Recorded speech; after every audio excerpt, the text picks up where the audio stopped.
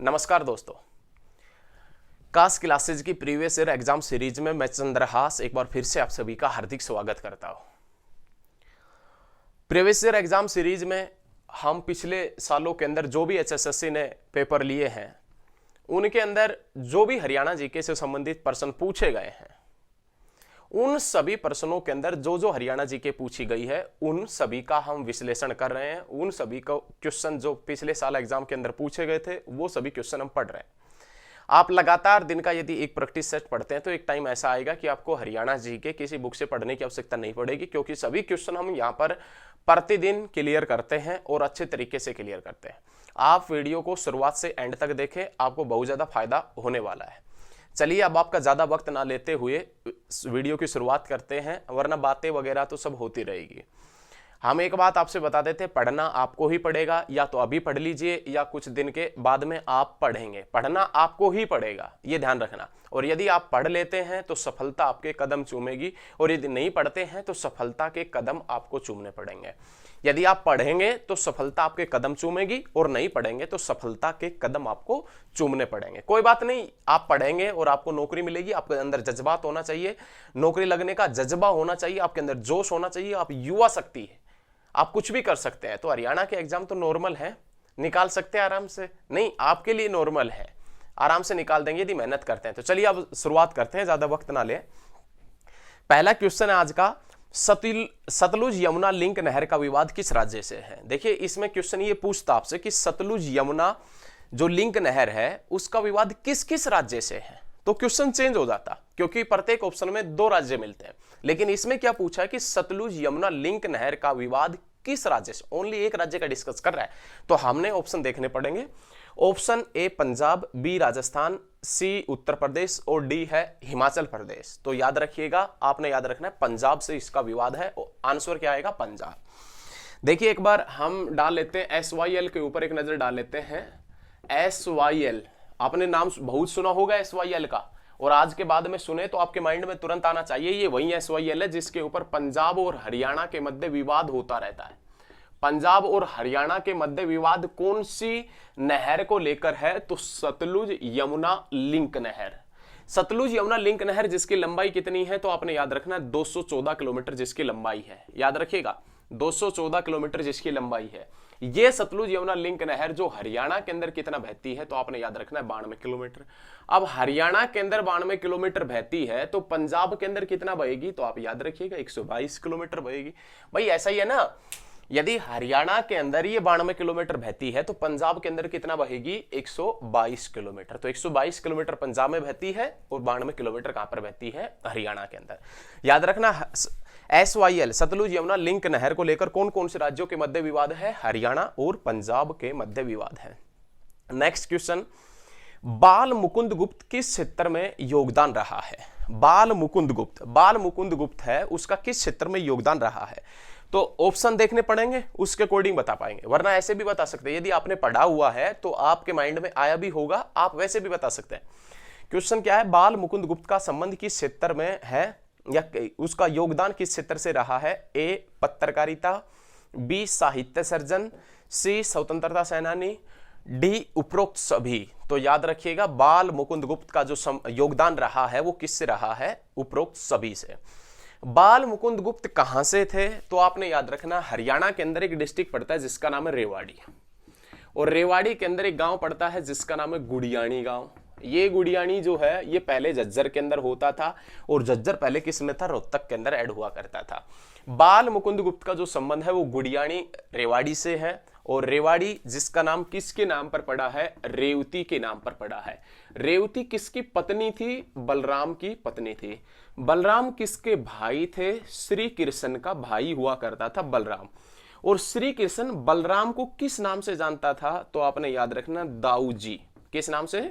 दाऊजी। और दाऊजी का मंदिर कहां पर पड़ता है? तो आपने याद रखना है पलवल के अंदर। पलवल के अंदर एक गांव पड़ता है, एक विलेज है जिसका नाम है बंचारी। पलवल का एक बंचारी गांव है, और उस बंचारी गांव के अंदर दाऊजी का मंदिर पड़ता है। क्लियर है ना? आपको बिल्कुल साफ दिख रहा है बोर्ड के ऊपर। देखिए इसका हमने सॉर्ट आउट कर लिया है। पहले एक रिफ्लेक्शन पड़ता था, वो जल्द ही सॉर्ट आउट कर लिया है। आवाज में भी कुछ स्टूडेंट बोल रहे थे कि सर माइक का प्रयोग कीजिए, तो वो भी हमने अच्छे तरीके से काम कर लिया है, अब आवाज में भी आपको दिक्कत नहीं आ रहा होगा, कोई बात नहीं। देखें, बाल मुकुंद गुप्त है, वो रेवाड़ी से है, रेवाड़ी गुड़ियाणी से है। रेवाड़ी का नाम रेवती के नाम पर पड़ा। रेवती बलराम की पत्नी थी।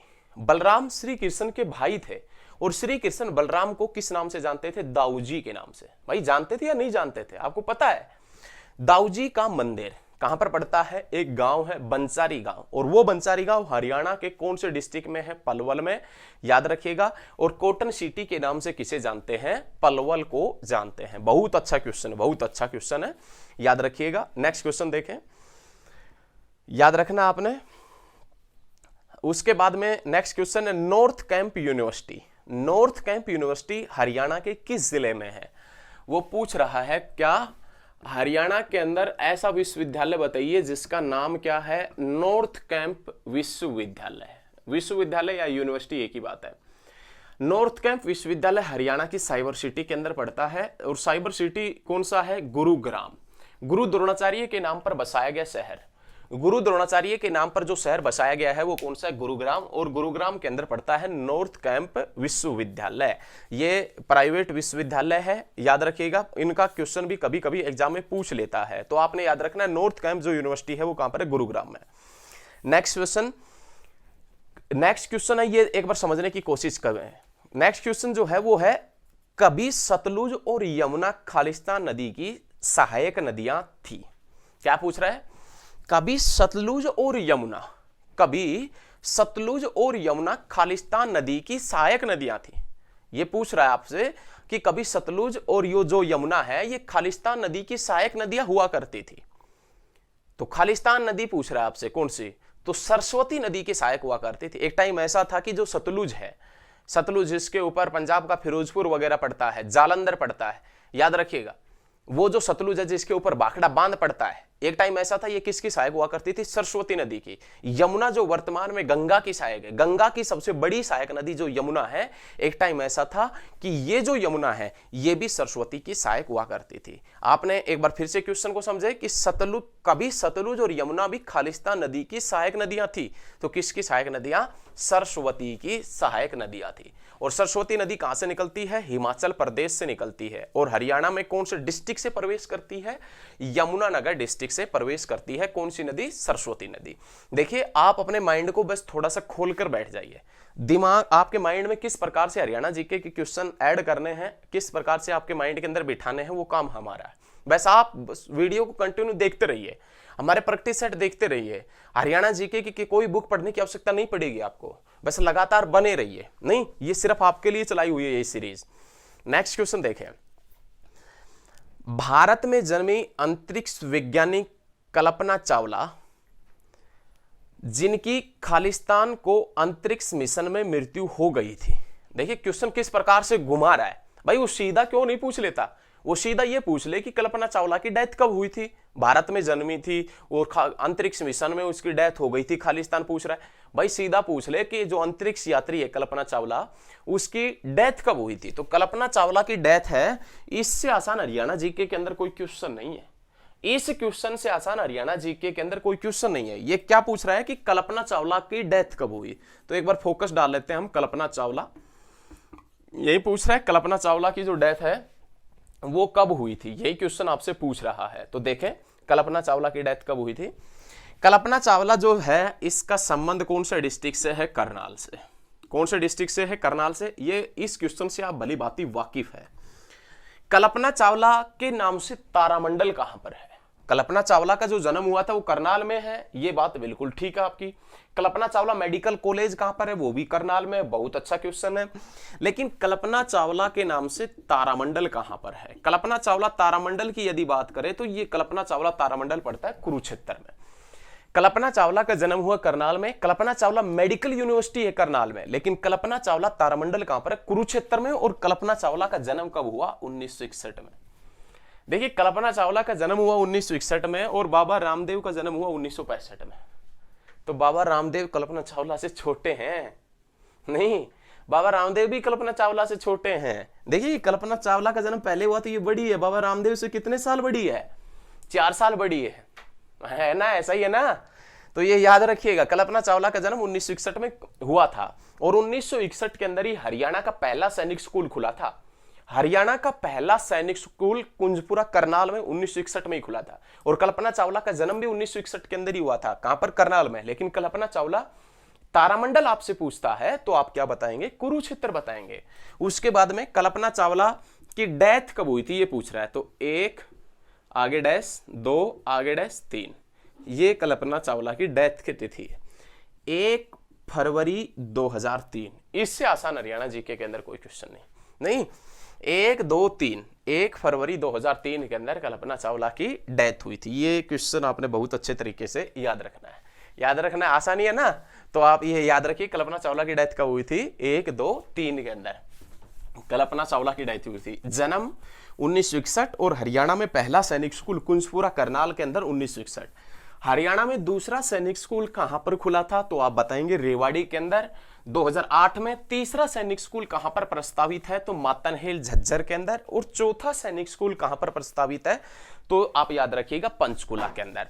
लेकिन हरियाणा में एकमात्र महिलाओं के लिए सैनिक स्कूल कहां पर प्रस्तावित है?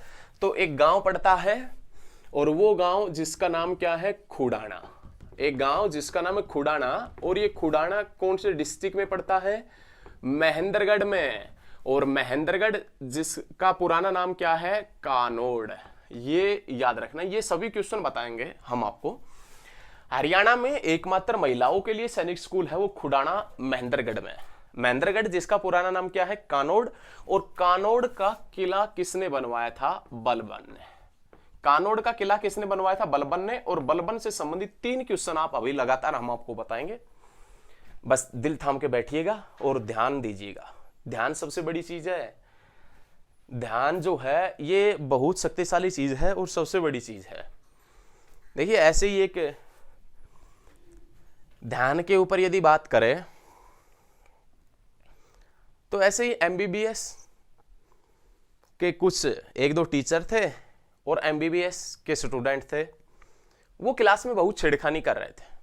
टीचर बोर्ड के ऊपर पढ़ा रहा है लेकिन वो स्टूडेंट है वो ध्यान नहीं दे रहे थे। टीचर ने कहा कि कल भाई इंपॉर्टेंट टॉपिक है और ध्यान से पढ़िएगा। अब टीचर जैसे ही क्लास में आया फिर बच्चों ने वहीं शोर शराबा करना स्टार्ट कर दिया और ध्यान नहीं दिया। उसके बाद टीचर ने बच्चों को समझाने के लिए कुछ प्रोसेस सोचा अपने माइंड में। उन्होंने कहा कि आज यदि कोई बॉडी आती है तो उसका पोस्टमार्टम करेंगे। उन्होंने कहा कि यदि आज कोई बॉडी आती है तो उसका पोस्टमार्टम करेंगे। किसी कारणवश उस दिन बॉडी आई नहीं, डेड बॉडी आई नहीं उस दिन। तो टीचर ने कहा कि कोई भी यदि गली में कुत्ता घूम रहा होगा, कुत्ते को मारकर लेकर आओ, कुत्ते को मारकर लेकर आओ। टीचर ने कहा। आप स्टूडेंट गए, क्रांतिकारी थे स्टूडेंट, कुत्ते को मारकर लेकर आ गए। अब कुत्ते को मारकर लेकर आए तो टीचर ने कहा इस कुत्ते को मेज पर लेटा दीजिए। अब क्या किया कि कुत्ते को मेज पर लेटा दिया गया। अब सभी स्टूडेंट जो मेज वहां पर डली हुई थी, टेबल वहां पर डली हुई थी, उस टेबल के चारों तरफ खड़े हो गए। टीचर भी वहां पर खड़ा हो गया था। टीचर कह रहा था ये आज हम आपको सिर्फ और सिर्फ ध्यान के ऊपर टॉपिक पढ़ा रहे हैं, आपने सभी चीजें ध्यान से देखनी है और जैसे हम करें उसी प्रकार से आपने करना है। तो क्या किया कि टीचर ने एक उंगली कुत्ते के नाक में डाली और फिर उंगली को अपने मुख में डाला। टीचर ने एक उंगली कुत्ते के नाक में डाली, फिर एक उंगली को अपने मुख में डाला। समझने की कोशिश कीजिए, समझने की कोशिश कीजिए। टीचर ने एक उंगली को कुत्ते के नाक में डाला और टीचर ने एक उंगली को अपने मुख में डाला। ऐसा ही सभी स्टूडेंटों को कहा गया करने के लिए। लेकिन हुआ क्या? जो स्टूडेंट थे उन्होंने वहीं तो उंगली कुत्ते के नाक में डाली थी और वहीं उंगली कुत्ते के मुख में डाली। अब ऐसा करने के बाद, ये प्रोसेस होने के बाद में टीचर ने कहा देखिए प्यारे बच्चों, हमने कुत्ते के नाक में ये डाली थी और अपने मुख में ये डाली। भाई साहब, स्टूडेंटों का पारा हाई हो गया। टीचर ने पहले बता दिया था ध्यान के ऊपर है, लेकिन ध्यान किसी का था नहीं कि क्या प्रोसेस है। बस वो तो मुख की तरफ गई तो उन्होंने सोचा वही है। भाई साहब, स्टूडेंटों ने अच्छे तरीके से किया। आज भी टीचर बेहोश है, नहीं अच्छे तरीके से समझाया टीचर को। तो कोई बात नहीं, आप ध्यान से समझिएगा, बस ध्यान रखिएगा। नहीं तो देखिए, बलबन से संबंधित 3 पॉइंट कौन कौन से हैं वो देखें। पहला क्वेश्चन, कानोड़ का किला जो महेंद्रगढ़ के अंदर है वो किसने बनवाया था? बलबन ने। दूसरा क्वेश्चन कि मेवातियों के शक्तियों को नष्ट, मेवाती थे उनकी शक्तियों को नष्ट किसने किया था? बलबन ने किया था। और चौथा जो थर्ड जो क्वेश्चन है वो बहुत इंपॉर्टेंट है, एग्जाम में काफी बार पूछा जा चुका है। क्वेश्चन क्या है? एग्जामिनर आपसे पूछेगा गोपालगिरी का दुर्ग किसने बनवाया था? गोपालगिरी का दुर्ग बनवाया था बलबन ने। और ये गोपालगिरी का दुर्ग है कहां पर? तो दिल्ली और गुरुग्राम की सीमा के ऊपर स्थित है। दिल्ली और गुरुग्राम की सीमा के ऊपर एक गोपालगिरी का दुर्ग स्थित है और वो गोपालगिरी का दुर्ग बलबन ने बनवाया था। मेवातियों की शक्तियों को नष्ट बलबन ने किया था। और कानोड़ का किला किसने बनवाया था? बलबन ने बनवाया था। बहुत अच्छा क्वेश्चन है भाई, बहुत अच्छे। चलिए नेक्स्ट क्वेश्चन की तरफ बढ़ते हैं। नेक्स्ट क्वेश्चन, किस ग्रंथ में हरियाणा को बहुधान्यके कहा गया है? ऐसा ग्रंथ कौन सा है जिसमें हरियाणा को बहुधान्यके के नाम से जाना गया है? ऐसा ग्रंथ कौन सा है जिसमें हरियाणा को बहुधान्यके के नाम से जाना गया है या जाना गया है? तो कौन सा है? महाभारत। विश्व का सबसे बड़ा महाकाव्य है महाभारत। विश्व का सबसे बड़ा महाकाव्य है महाभारत। महाभारत जिसकी रचना किसने की थी? महर्षि वेदव्यास ने। और महाभारत का युद्ध कहां पर हुआ था? कुरुक्षेत्र में। और महाभारत का युद्ध कितने दिन चला था? 18 दिन चला था। महाभारत का मूल नाम क्या है? तो आपने याद रखना है जय संहिता। ये महाभारत का मूल नाम है। महाभारत का मूल नाम जय संहिता। युद्ध चला कुरुक्षेत्र में 18 दिन। महाभारत के रचयिता कौन है? महर्षि वेदव्यास। और विश्व का सबसे बड़ा महाकाव्य कौन सा है? महाभारत। और महाभारत में हरियाणा को किस नाम से उल्लेखित किया गया है या हरियाणा को किस नाम से जाना गया है? तो आपने याद रखना बहुधान्यके के नाम से। महाभारत में हरियाणा को बहुधान्यके के नाम से जाना गया है। बहुत अच्छा क्वेश्चन है। क्वेश्चन को रिपीट करें, क्वेश्चन को अच्छे तरीके से पढ़ें, क्वेश्चन को नोट करें। नेक्स्ट क्वेश्चन, अगर काव्य महाभारत में वर्णित नरकतारी या अनरक तीर्थ किस नदी के किनारे है? क्या पूछ रहा है वो देखें। हरियाणा के अंदर एक तीर्थ स्थल पड़ता है जिसका नाम है नरकतारी। नरकतारी या अनरक तीर्थ, ये एक बार नोट करने की कोशिश कीजिए अपने माइंड में। हरियाणा के अंदर एक तीर्थ स्थल पड़ता है जिसका नाम है नरकतारी या अनरक तीर्थ पड़ता है। पहला क्वेश्चन, ये जो तीर्थ स्थल है ये हरियाणा के कौन से डिस्ट्रिक्ट में पड़ता है? कौन से डिस्ट्रिक्ट में पड़ता है? तो कुरुक्षेत्र डिस्ट्रिक्ट के अंदर पड़ता है। क्वेश्चन एक बार फिर से पढ़ते हैं, इसके बाद में इसका आंसर देंगे।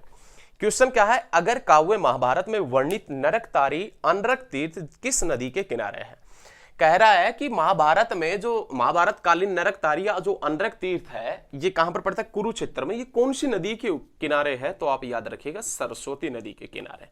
सरस्वती नदी किनारे। यहां से कौन कौन से क्वेश्चन पुट अप होते हैं वो देखें। क्वेश्चन से आप क्वेश्चन की लैंग्वेज को समझने की कोशिश कीजिए, बेहतरीन कदम होगा। देखें क्वेश्चन, पहला क्वेश्चन तो यहां पर यह बनता है कि नरकतारी और अनरक तीर्थ है, ये महाभारत कालीन तीर्थ स्थल है। क्लियर है? अच्छा क्वेश्चन है। नरकतारी और अनरक तीर्थ ये महाभारत कालीन तीर्थ स्थल है। दूसरा क्वेश्चन, नरकतारी और अनरक तीर्थ कहां पर पड़ते? कुरुक्षेत्र में। और नरकतारी और अनरक तीर्थ कौन सी नदी के ऊपर पड़ते हैं? सरस्वती नदी के ऊपर पड़ते। बहुत अच्छे, बहुत अच्छे। ऐसे ही आप लगातार पढ़िएगा। प्यारे प्यारे बच्चों, आप लगातार समझने की कोशिश कीजिएगा। रेवाड़ी जिले के किस स्थान पर सलेट पत्थर मिलता है? वो ये पूछ रहा है एग्जामिनर आपसे, रेवाड़ी के अंदर ऐसा कौन सा स्थान है? रेवाड़ी के अंदर ऐसा कौन सा स्थान है जहां पर सलेट पत्थर मिलता है? जहां पर सलेट पत्थर मिलता है।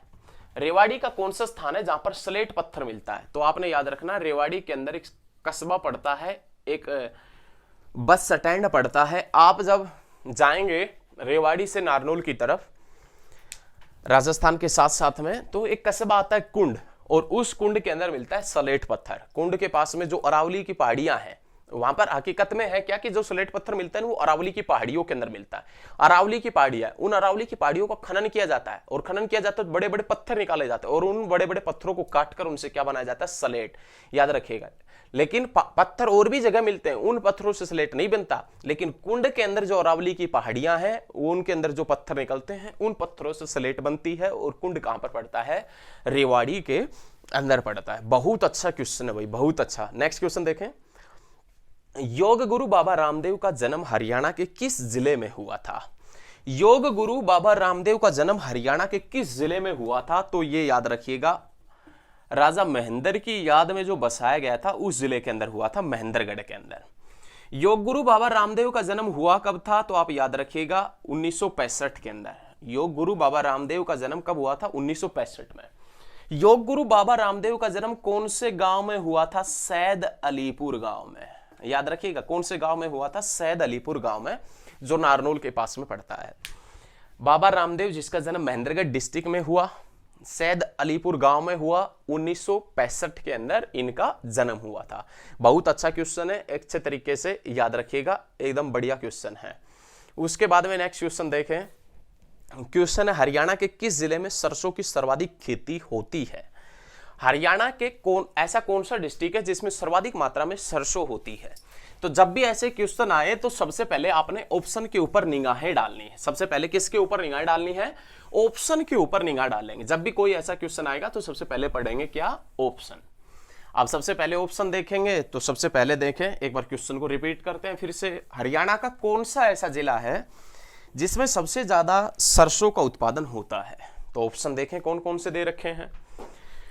ऑप्शन है सोनीपत, फरीदाबाद, भिवानी और गुरुग्राम। तो इसमें भिवानी आएगा। यदि इस ऑप्शन के अंदर महेंद्रगढ़ भी होता तो आंसर आता महेंद्रगढ़, लेकिन महेंद्रगढ़ इसमें नहीं है तो क्या आ जाएगा आंसर? तो आंसर आएगा भिवानी। लेकिन ये पूछे कि सर्वाधिक मात्रा में बाजरा कहां पर होता है और ऑप्शन में भिवानी और महेंद्रगढ़ दोनों हो तो भिवानी आएगा। याद रखिएगा, दूसरे नंबर पर महेंद्रगढ़ आ जाएगा। बहुत अच्छा क्वेश्चन है भाई, बहुत अच्छे, लगातार बने रहिए। नेक्स्ट क्वेश्चन देखें।